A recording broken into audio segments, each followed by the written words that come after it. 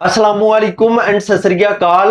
एक बारी फिर खान सर ने सिखा सरदारां दे प्यार सिखा सरदारां दी मुहब्बत दे विच वड्डियां गल्लां कह दित्तियां है। की आख्या है की कंप्लीट डिटेल है अज दी अपनी इस वीडियो दे विच आपां जानांगे। वीडियो शुरू करदे हां ते वीडियो शुरू करन तो पहलां एक छोटी जी बेनती है कि जेडे वीर भैन भरा बुजुर्ग इस चैनल ते नवे ने काइंडली चैनल नूं सबसक्राइब कर लेना और बैल आइकन दे बटन नूं प्रेस कर देना। वीडियो शुरू करदे हां करता है, समझा कि नहीं। तो भूखमरी अगर अगर हर सिखों की संख्या जहां ज्यादा बढ़ जाए, वो लोग गुरुद्वारा खोलते बहुत प्रेम से खिलाते हैं। ऐसा नहीं आप 4 बार मांग दीजिएगा तो दे देगा आपको। कई गरीब रिक्शा वाले गुरुद्वारे के खाने पे ही दिल्ली में जीते हैं। बंगला साहिब शीशगंज गुरुद्वारा वहां पे, और डेली आते हैं। उन लोग को पता है कि यही रिक्शा चलाता है, लेकिन बहुत प्रेम से खिलाता है, बहुत सम्मान होता है। सबसे बड़ा धर्म इंसानियत का होता है, इससे बड़ा कोई धर्म नहीं होता है। आप वहीं पे भूखे पेट आप जाके खा सकते हैं। कहीं भी आप दिल्ली जाइएगा ना, नेतवा सब दिल्ली में रैली जाता है, ले जाता है ना, तो सबको गुरुद्वारा में छोड़ देता है खाना खाने के लिए। लेकिन वो लोग कुछ नहीं बोलते। दिल्ली जहां पानी भी लोग खरीद के पीते हैं, वहां पर वो आपको शुद्ध घी का आपको देंगे। जो रोटी जो एकदम घी लगा है, रोटी लेंगे ना, रोटी मशीन से निकलेगी, उससे महिलाएं रहेंगी, उसको क्या करेंगे लगा के, उसके बाद खिलाए। उसको कभी खाएंगे नहीं आप लोग वहां पे पटना सिटी में वहां पे? तो जब खाया करो तो कभी कभी कुछ जाके श्रम दान सेवा भी कर दिया करो, ही ना कि खाली खा के चला है वहां पर।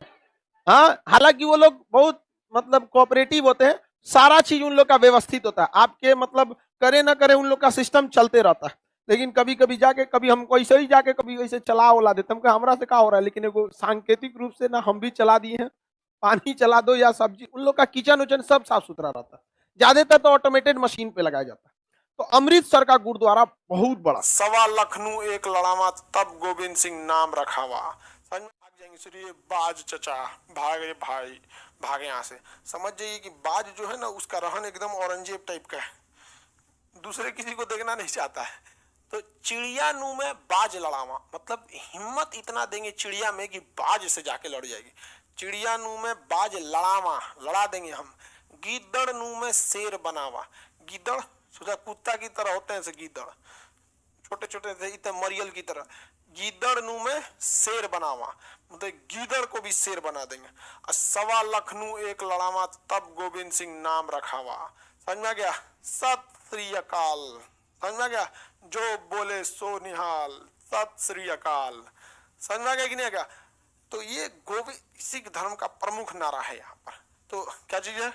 चिड़िया नू में बाज लड़ावा, गीदड़ नू में शेर बनावा, और 1.25 लाख एक लड़ावा तब गोविंद सिंह नाम रखावा। कहने का मतलब था कि अगर आप खुद को गोविंद सिंह का भक्त मानते हैं, अगर स्वयं को आप गोविंद सिंह का शिष्य मानते हैं, तो अगर आपके सामने 1.25 लाख की फौज खड़ी है फिर भी, और आपके पीछे कोई नहीं खड़ा है, फिर भी आप डट के खड़ा रहिए, क्योंकि आप गोविंद सिंह के खालसा हैं। एक के खालसा 1.25 लाख फौजियों के बराबर है। यानी अगर एक सिख है तो सामने 1.25 लाख भी है तो कोई नहीं डटेगा। और ये बात सिद्ध करके उन्होंने दिखाया है, ऐसी हवा में नहीं बोल दिया है।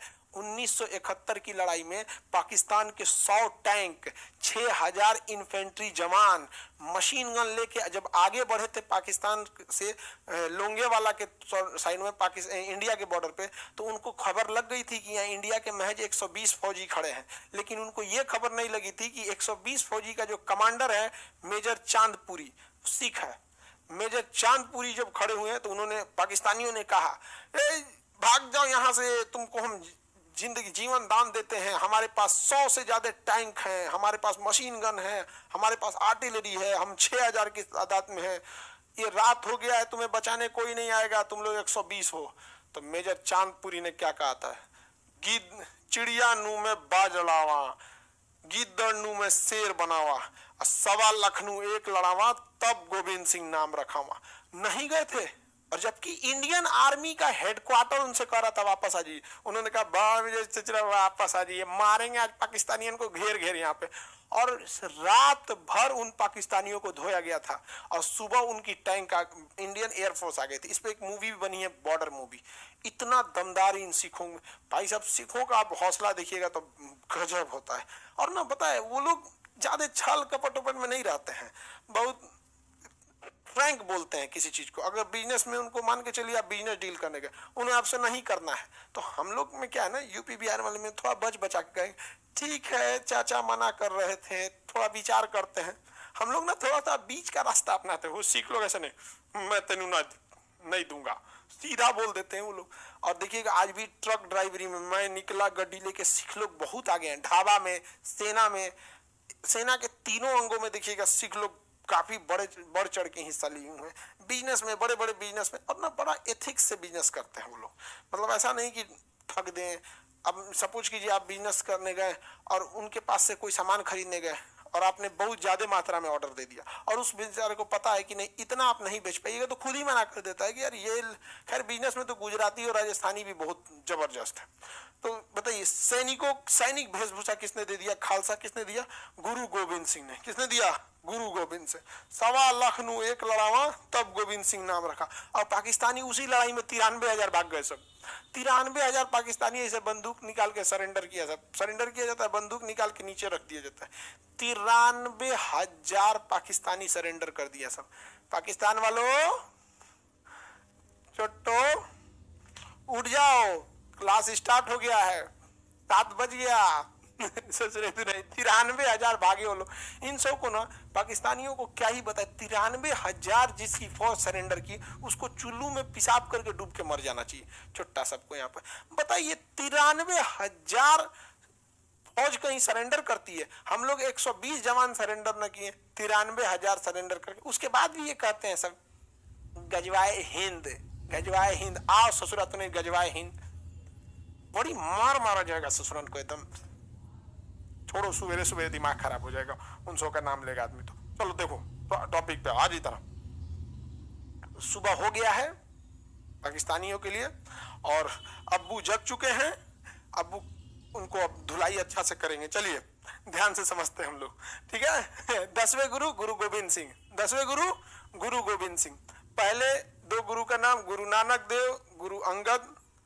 गुरु नानक देव, गुरु अंगद। बीच के 2 गुरु का नाम बोलिएगा। बीच के 2 गुरु अर्जुन देव हरि गोविंद, अर्जुन देव हरि गोविंद। अंतिम 2 गुरु तेग बहादुर, गुरु तेग बहादुर, गुरु गोविंद सिंह। गुरु तेग बहादुर, गुरु गोविंद सिंह। गुरु तेग बहादुर और गुरु गोविंद सिंह। गुरु तेग बहादुर तथा गुरु गोविंद सिंह। हालांकि औरंगजेब के कहने पर गुरु तेग बहादुर की हत्या करा दी गई। कहां पर? महाराष्ट्र के नांदेड़ में। कहां हत्या करा दी गई? महाराष्ट्र के नांदेड़ में हत्या करा दी गई। औरंगजेब के कहने पर गुरु गोविंद सिंह की हत्या नांदेड़ में करा दी गई। हत्या करने वाला गुल खान था। नाम क्या था उसका? गुल खान। नांदेड़ में इनकी हत्या करने वाला कौन था? गुल खान। नांदेड़ में इनकी हत्या करने वाला गुल खान था। बताइए गुरु गोविंद सिंह की हत्या कहाँ की गई? महाराष्ट्र के नांदेड़ में। तो जगह हो गया नांदेड़ साहिब। जगह हो गया नांदेड़ साहिब। जगह का नाम हो गया नांदेड़ साहिब। किसने हत्या किया? गुल खान। किसने हत्या कर दिया? गुल खान। यह किसके कहने पे किया? औरंगजेब के कहने पे किया था। गुरु गोविंद सिंह ने अपने जीवन में ही कह दिया था कि मेरे बाद कोई गुरु नहीं आएंगे। अब जो अर्जुन देव द्वारा लिखी गई पुस्तक है, पुस्तक क्या है? गुरु ग्रंथ साहिब। अब गुरु ग्रंथ साहिब में लिखे गए वाणी, लिखे गए वाक्य ही अब गुरु का काम करेंगे। अर्थात 10वें गुरु गुरु गोविंद सिंह के बाद कोई गुरु नहीं आए। गुरु गोविंद सिंह अंतिम गुरु थे। अब सिखों को कमांड कौन करेगा? तो बंदा बहादुर। सिखों को कमांड किसने किया? बंदा बहादुर। अब बंदा बहादुर ने मुगलों की सेना में नाक में दम करके रख दिया था। इतना मारा था मुगलों को कि मुगलों के अंदर में एक बात का डर था। कहा जाता था कि किसी मुगल अगर सोया हुआ है और उसे जगाना है तो ये मत कहिए कि सुबह हो गया है, चाहे कुछ भी हो गया हो, बस उसको ये सुना दीजिए बंदा बहादुर आ गया है। वो बेचारा रात 2 बजे उठ जाएगा, किधर है ससुरा। इतना मार मारा था बंदा बहादुर ने। लेकिन संख्या भी मायने रखती है फौज में।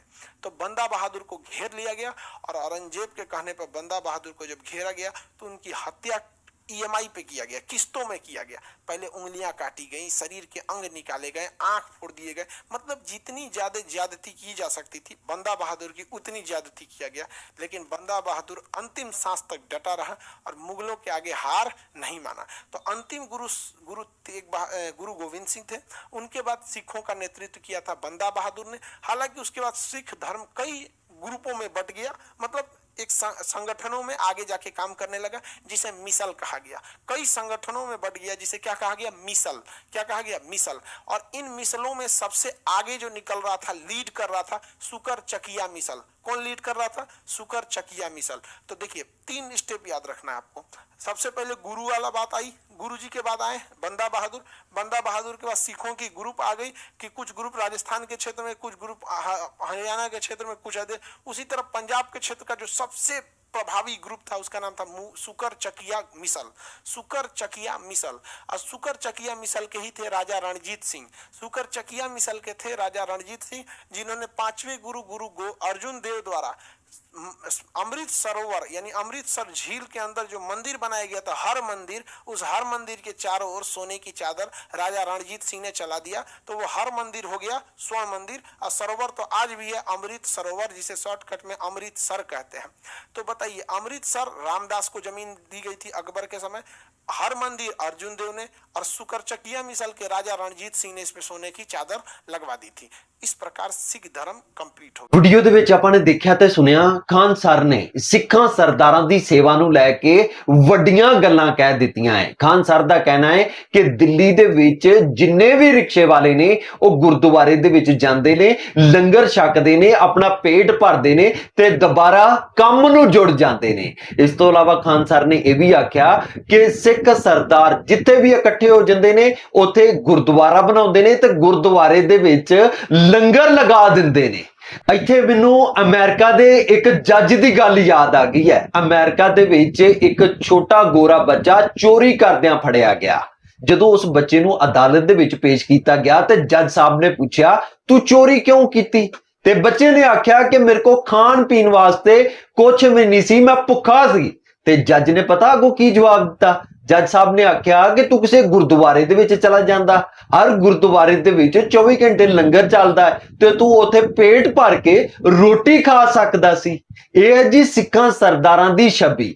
ਬਾਕੀ ਖਾਨ ਸਰ ਨੇ ਸਿੱਖਾਂ ਸਰਦਾਰਾਂ ਨੂੰ ਲੈ ਕੇ ਬਹੁਤ ਵਧੀਆ ਗੱਲਾਂ ਕੀਤੀਆਂ ਹੈ। ਇਹ ਖਾਨ ਸਰ ਦਾ ਪਹਿਲਾ ਬਿਆਨ ਨਹੀਂ, ਇਸ ਤੋਂ ਪਹਿਲਾਂ ਵੀ ਖਾਨ ਸਰ ਨੇ ਬਹੁਤ ਸਾਰੇ ਬਿਆਨ ਦਿੱਤੇ ਨੇ ਤੇ ਉਹਨਾਂ ਬਿਆਨਾਂ ਦੇ ਵਿੱਚੋਂ 2 ਬਿਆਨ ਜੋੜ ਕੇ ਮੈਂ ਆਪ ਜੀ ਨੂੰ ਸੁਣਾਏ ਨੇ। ਬਾਕੀ ਵੀਡੀਓ ਦੇਖਣ ਤੋਂ ਬਾਅਦ ਜੋ ਮੈਨੂੰ ਲੱਗਦਾ ਸੀ ਮੈਂ ਆਪ ਜੀ ਨੂੰ ਦੱਸ ਦਿੱਤਾ ਹੈ। ਜੋ ਆਪ ਜੀ ਨੂੰ ਲੱਗਦਾ ਆਪ ਜੀ ਨੇ ਮੈਨੂੰ ਕਮੈਂਟ ਦੇ ਵਿੱਚ ਲਾਜ਼ਮੀ ਦੱਸਣਾ ਹੈ। ਤੇ ਇਸ ਮੇਰੀ ਅੱਜ ਦੀ ਵੀਡੀਓ ਮਿਲਦੇ ਆਪਾਂ ਨੈਕਸਟ ਵੀਡੀਓ ਦੇ ਵਿੱਚ। ਉਦ ਤੱਕ ਮੈਨੂੰ ਦਿਓ ਇਜਾਜ਼ਤ। ਰੱਬ ਰਾਖਾ।